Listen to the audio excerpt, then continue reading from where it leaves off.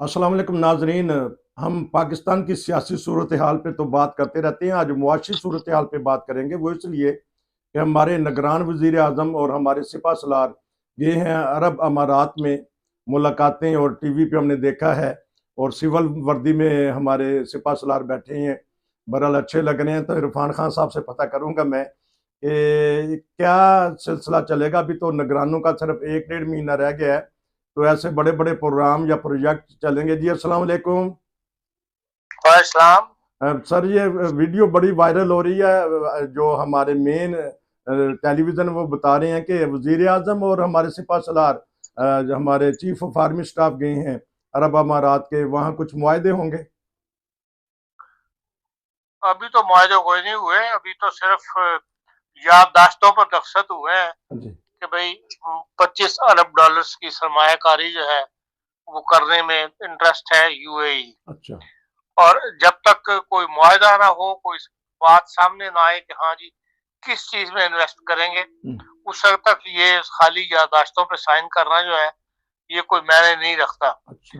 जो माजी में हमने देखा है, अगर उसको सामने रखें तो इस किस्म के मुआहदात या ओएसी जिसे कहते हैं, ये मुआहदे बहुत सारे मुल्कों के साथ हुए और लेकिन कहानी तोड़ नहीं चढ़ी।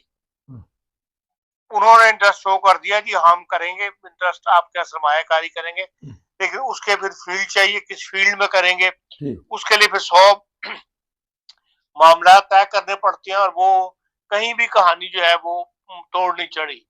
जर्मनी को देख लें, जर्मनी ने जो पाकिस्तान के साथ एक फ्रेंडशिप का मुआहदा किया था और उसके अंदर सरमायाकारी थी। सवाए 2-4 जर्मन कंपनियां पाकिस्तान में गई थी उस जमाने में, सीमेंस वगैरह, बाकी जो मेडिसिन की 1-2 कंपनियां गई थी और वो मेडिसिन वाली तो वापस आ गई, सीमेंस का कारोबार अभी चल रहा है। उसके बाद जर्मन ने कोई वहां पर सरमायाकारी नहीं की।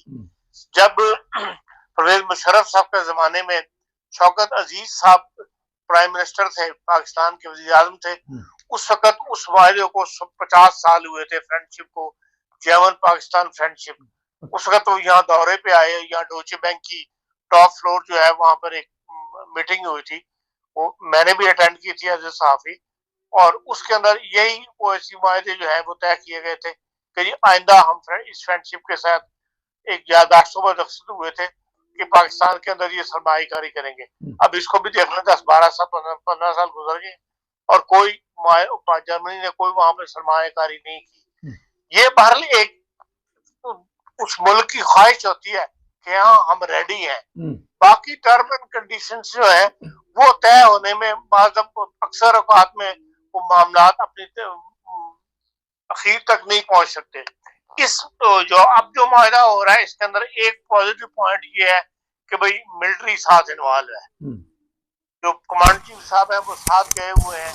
इसका मतलब ये है कि बहुत से मामला चल रहे हैं जिनकी गायब खबरें अखबारों में आती रहती हैं, जिनमें पाकिस्तान की मिलिट्री इंटरेस्टेड है इन्वेस्टमेंट के अंदर, ज़रूरी शोबे के अंदर भी, और बलोचिस्तान के अंदर जो तामात वगैरह निकलता है उसके अंदर भी उन्होंने दिलचस्पी शो की हुई है और उस पर वो काम कर रहे हैं बाकायदा। ये तो मनजीत साहब ने खुद कहा था कि हम उसके ऊपर पूरी तरह काम कर रहे हैं, इंटरेस्टेड है।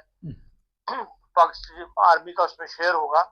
मुमकिन है ये नई सरमायाकारी जो यूएई के साथ हो रही है, क्योंकि हर तरफ सबसे पहला पॉइंट जो उठता है ना हमारे साथ वो यही है कि भाई इसकी गारंटी क्या है कि हम सरमायाकारी करें तो हमारी सरमायाकारी सेफ है, हमारा जो सरमाया लगाएंगे वो सेफ है या नहीं सेफ है। सबसे पहले सरमायाकार तो ये देखता है। और पाकिस्तान में क्योंकि अदम इस्तेकाम चल रहा है, सियासी तौर पे भी, माशी तौर पे भी, तो इसलिए वहां पे लोग डरते हैं इन्वेस्टमेंट करते हुए।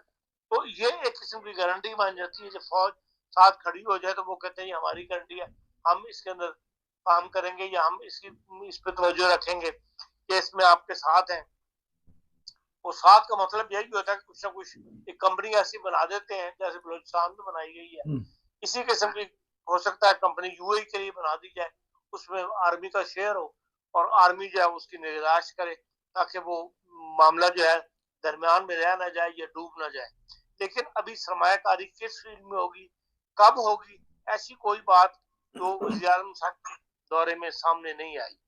लेकिन इससे ज्यादा जो असल बात है वो मुल्क को एक ऐसी लाइन पे इस्तेकाम देना है, क्योंकि इस वक्त जो सूरत हाल सामने आ रही है, आप पहले IMF वाले आके बैठे हुए थे, वो कह के हैं कि भाई आप टैक्स का इस्लाहात का एक कमीशन बनाया उन्होंने, जो इस पाकिस्तान में टैक्स के निजाम को दुरुस्त करने के लिए काम कर रहा है वजारत खजाना के अंदर। वो इस्लाहात की एक प्लानिंग लेके बैठे हुए हैं कि भाई आप अपना इस्लाह टैक्स का सिस्टम ठीक करें।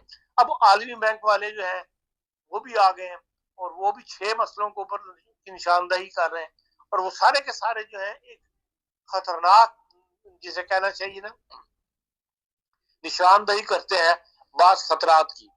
अब जैसे उनका ये बयान है इनका IMF वालों का, वो कहते हैं कि 2 करोड़ बच्चे जो हैं पाकिस्तान में वो स्कूलों से बाहर है। अब ये बताए जिस यूरोप के कई मुल्क हैं जिनकी 2 करोड़ आबादी नहीं है, और हमारा मुल्क ऐसा है इसकी 2 करोड़ बच्चा जो है वो स्कूलों से महरूम है इस वक्त। ये एक खतरनाक साइन है। इसी तरह वो कहते हैं 79% बच्चे जो है इस वक्त वो लिखने पढ़ने से माजूर है, लिख पढ़ नहीं सकते। तो इस किस्म के ये साइन जो है, जिन कौमों ने तरक्की करनी हो वहां पर इन हालात के अंदर जिंदा रहना, या ये मेन हमारे मसाइल है जिनको जब तक हम दुरुस्त नहीं करेंगे हम ना तरक्की हासिल कर सकेंगे, ना हमारी कोई सरमायाकारी कामयाब होगी, ना हमारी कोई जो है मुल्क के अंदर तरक्की नजर आएगी। 45 से कम उम्र के जो है 40% बच्चे, उनकी सेहत जो है आलमी बैंक कह रहा है कि ठीक नहीं है। फिर ये कहते हैं कि 78% जो है वो पाकिस्तान अपने कर्जे जो उनको लेना चाहिए वो शरह 78% तक पहुंची हुई है, जो बहुत ज्यादा है। इसके चक्कर से बाहर निकलना जो है बहुत बड़ा मुश्किल है। ज़राई शोबा को कहते हैं बैठ गया है, जितनी ज़राअत को अपनी पैदावार देनी चाहिए वो पैदावार वहां से नहीं ली जा रही। यही वो कहते हैं मईशत का हाल है। तवानाई का शोबा जो है, जैसे बिजली वगैरह पैदा करते हैं जिस तरह से हम, वो इस कदर माली मुश्किलात का शिकार हो चुका है कि उस कदर से ही बाहर पाकिस्तान नहीं निकल रहा।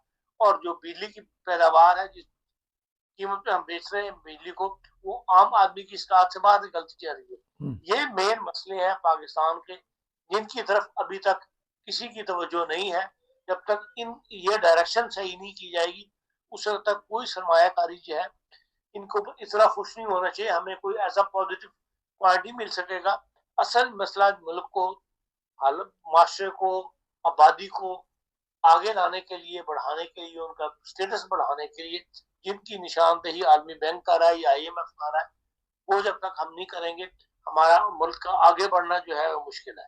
बाकी जहां तक सरमायाकारी जितनी भी आए वो अच्छी है, चाहे वो, लेकिन अगर आर्मी ने भी ये काम, सरमायाकारी के काम संभाल लिए और हर चीज आर्मी के हाथ में चली गई, तो उसके खिलाफ आम तौर पर यूरोपियन कौमें, अरब मुल्क तो कर रहे हैं, क्योंकि हमारे मुसलमान मुल्क है वो खुद जमहूरियत पर यकीन नहीं रखते, ना उनके मुल्कों में जमहूरियत है।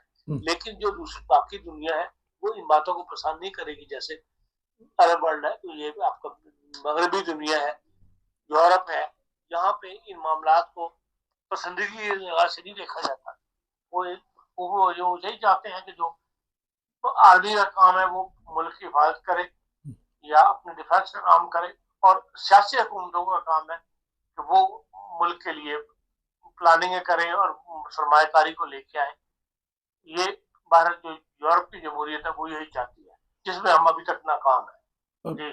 आपने एक बहुत अच्छा लफ्ज कहा कि सियासी अदम इस्तेहकाम है। नाजरीन, इरफान खान साहब ने मुआशी तौर पे जो फिगर हैं वो भी बता दिए, जो आलमी बैंक कह रहा है, IMF कहते हैं। तो आपका बहुत शुक्रिया। मैं आपसे एक प्रोग्राम लूँगा कि हमारे मुल्क में दोबारा जिरगा सिस्टम सही हुआ है, वो चल पड़ा है, जिसकी वजह से एक लड़की को कत्ल कर दिया गया पेशावर में, और इस तरह दूसरे दीगर बातों पे मैं क्राइम्स और जराइम बढ़ते जा रहे हैं, पुलिस मुलव्वस है। आपका बहुत शुक्रिया कि आपने आज हमें जो मुआशी तौर पे पाकिस्तान अदम इस्तेहकाम का है, सियासी इस्तेहकाम में अदम है, तो फिर इंशाल्लाह आपसे मुलाकात होगी। नसीर को इजाज़त दीजिए। खान साहब आपका बहुत शुक्रिया। अस्सलाम वालेकुम।